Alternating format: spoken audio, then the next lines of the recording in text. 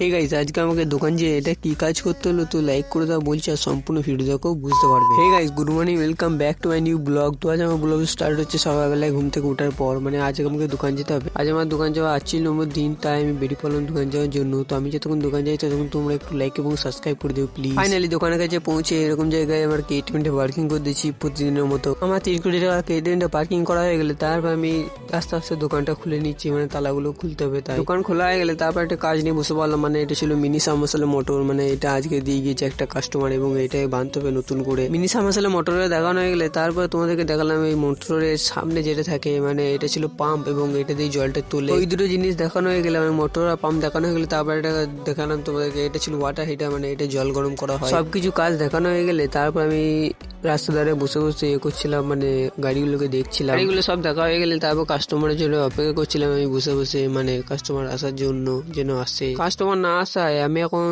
দোকানটা লাগিয়ে দিচ্ছি। ফাইনালি দোকান লাগিয়ে আমাকে বাড়ি যেতে হবে। দোকানটা লাগানো হয়ে গেলে আমি এখন বাড়ি যাই। তোমরা এখন নতুন নতুন ব্লগ ভিডিও, লং ভিডিও দেখার জন্য ফলো করো আর সাবস্ক্রাইব করো। আর কালকে একটা মুভি আসছে আমার চ্যানেলে, দেখে এসো। Finally thanks for watching, by.